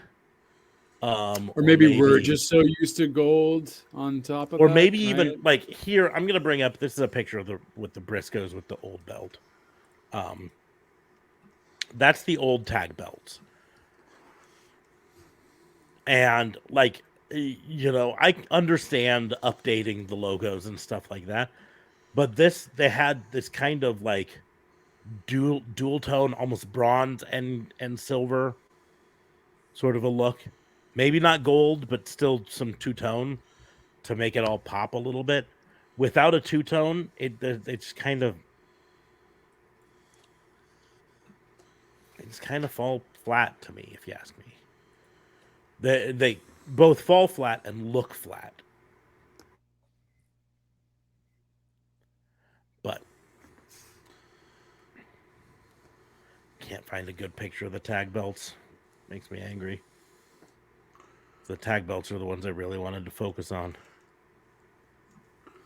I don't know. Some pretty big results in NXT this weekend. Oh, yep. Yeah, that's it. I did get a chance to watch the Gargano and Grayson Waller match. That match was as good as I thought it was going to be. It was just spot after spot throughout the entire match. You even had what's her name? His wife get into it as well. That was kind of cool. Candice LeRae. That's it. Here's the bigger picture of the belts that I wanted to show. Those ones I don't hate as much. The pure belt at the top. Oh, those are the old ones then. This is the new ones. So I guess maybe the one I showed you that said pure was not the new one. Important to note that on the side of the tag belts is the Briscoes. Oh, cool. On the side plates. Nice. But the belt itself, it just looks flat. And I mean, you can tell there's curves, so it's not that. It just like there's no depth to it. Right. And I could appreciate some more color. The pure even looks a little bit more flat too, with that writing on it. Doesn't help it. But yeah, I see what you mean. There's got to be like some kind of, I don't know, not diamonds, but some kind of Something to make it pop, something either to bling Yeah. it out or something. I don't know. Anyways, back to talking like you guys were about Ring of Honor, not Ring of Honor, about NXT. NXT. Because NXT Mello had several new champions. Yeah, an actually really good show. We kind of talked a little bit about it amongst ourselves, but and maybe a little bit when you came on to the show yesterday. Indy winning the women's championship ladder match against Roxanne Perez, Zoe Stark, Gigi Dolan, Leah Valkyria, and Tiffany Stratton was my favorite moment of that night. Specifically because it hadn't involved, she couldn't climb the ladder. She didn't have the strength in her legs to do it. And then Dexter Loomis showed up behind her and slid in the ring underneath her, gave her the thumbs up, and then lifted her up on his shoulders and carried her up the ladder to win. So he had Index reunited. Nice. Gallus won versus the family, the Creed brothers, for the triple threat for the tag titles. So Gallus retained there. Wesley retained versus Axiom, Dragon Lee, Ilya Dragunov, and JD McDonough in a match that is very much worth watching. And advanced the JD McDonough versus Ilya Dragunov feud. Like you mentioned, it would do. Johnny Gargano defeated Grayson Waller, which was a surprise to me. I really thought they'd put over Grayson Waller. I thought this was the time to put over Grayson Waller. Yeah, that Johnny Gargano was brought down to. I don't know that it's done though. Yeah, I don't know if it's done. Or more specifically, I mean, Grayson doesn't need Johnny Gargano to build him up necessarily. I just thought that was the shortcut they were doing.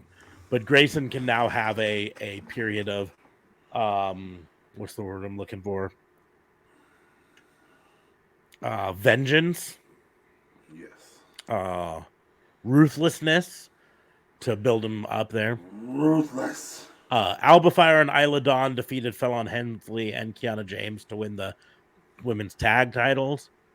And then, like you mentioned, Braun Breaker lost to Carmelo Hayes, the new NXT World Champion. Carmelo Hayes frees Braun Breaker up to appear on the main roster. I would expect, I don't know. Tomorrow night. It could be as early as SmackDown. It could be as early as this week. I would expect them to give him a couple weeks of attaboy rest before they bring him out. But that's me. And obviously, I would have given the title to Cody Rhodes tonight. So obviously, WWE is not me. Yep. Your booking sucks compared to. Oh wait, no. No, but I think Carmelo Hayes is definitely like he's been ready for a title though. So yeah. Well, I mean, he held the North American for so stinking long. Yeah. Not as long as Roman's held the others, but. No, that's fair. It's like talking about Bruno, but you just don't do it. I just sent you guys a photo to laugh at. Tony Khan laughs his ass off at Cody Rhodes for 30 minutes straight, live Wednesday, April 5th on TBS. That's his big announcement. You should have stayed with AEW and became a heel, and you would have got your same kind of money, and you probably would have got a title shot and be champion by now. So, ha ha ha. Oh, I'm so sorry, Cody. You don't deserve what you got tonight. I mean, yeah. In the end, we've said this before. If Cody had just turned heel in AEW, he'd still be in AEW, and he probably would be champion already. Yep. Mm-hmm. Because the easiest way for him to turn heel in AEW would have been to say, "I've changed my mind." I know I promised I wasn't going to go after the title, but I'm going to go after the title. And who better to have him go after that title with than the current champion, the guy who made it so that he couldn't go after the title. So they had a lot they could do, but anyways, I did say yesterday when talking to DA Fabe that it is worth watching the pre-show for NXT because it had the Chase University and Tyler Bate versus Schism match for control of Chase University. And the big reason I said is Thea Hale, who's in Chase University, was fucking impressive to me. And so she's worth at least watching. She's a rookie. She's only been there for a year. She apparently wrestled twice on AEW Dark, losing both times. So, but anyways, well, we've gone over 2 hours. We've talked about WrestleMania. Bitched about WrestleMania, praised WrestleMania. Grand scheme of things, if we are rating WrestleMania by the night one gets maybe an A minus. If I want to be critical. Night 2 gets a C minus. The wrestling was great, but man, the booking was terrible. The booking was so terrible. And the thing is, it's hard not to let the booking leave such a bad taste in your mouth that you just kind of have to go. Ugh. Especially with the rumors that Vince is at Gorilla. That does not help things right now. No, it doesn't. He's not doing any creative, but he is at Gorilla where, creative typically goes. Anyways, so all told, both nights together, B minus maybe. Yeah. It does not get the best pay-per-view of the year so far. It also doesn't get the worst pay-per-view of the year so far. Sure. So it's the okayest pay-per-view of the year so far. It had such a chance if they'd have finished the story right. Almost definitely the Cody Rhodes, if that one. The Finn Balor one, they booked themselves into a corner because I was thinking about it. The Demon shouldn't lose in Hell in a Cell. Just shouldn't, right? But Judgment Day had gotten victories over Edge at every turn. So this was the time to give Edge the win back. So I understand it from that standpoint. But that's why you booked yourselves into a bad corner. You shouldn't have had it be versus the Demon. You shouldn't have had it in Hell in a Cell. But anyways, hopefully this means the end of that story and both parties can move on. But it was not the greatest pay-per-view of the year so far. But on that note, I think we're going to wrap things up for this. We all have work in the morning, I'm sure. So we're going to get to bed here. But I appreciate anyone who joined us, even Dark Sage 9117 with his wrong opinion of 2,000 days for Roman Reigns. That's a long time. It's a very long time. I don't think he understands how long 2,000 days is, right? But anyways, but on that note, we're going to wrap things up. Make sure to like, share, and subscribe to the podcast. If you're an Amazon Prime member, you can subscribe on Twitch for free and get to watch this as we record it live with no commercials, which is a great way to do it. Otherwise, we do post these reviews eventually on YouTube. So you can watch them there. Subscribe to us there if you want to see us there. You can support us in all sorts of ways. You can send us bits. You can send us tips. You can subscribe to us on Twitch. You can purchase merch from our app stores. Links are in the doobly-doos for both those. Or, and this one is the key, you can support us by watching the show and then recommending it to your friends on social media. Say, hey, this is a show that I really like. You should watch it too. That's the best way to support us, and it's absolutely free. You can also follow us on all of the social medias. You can follow me at Raw and Order WBU, like it says right below my name there. You can follow DA Fabe at D.A. Vincent Kayfabe, like it says right there. pointing from the side, being all fancy. Oh yeah, I got a little showy there. A little showy. You That's had to think real hard about it, didn't you? I actually moved this shoulder to realize that I needed to move this hand.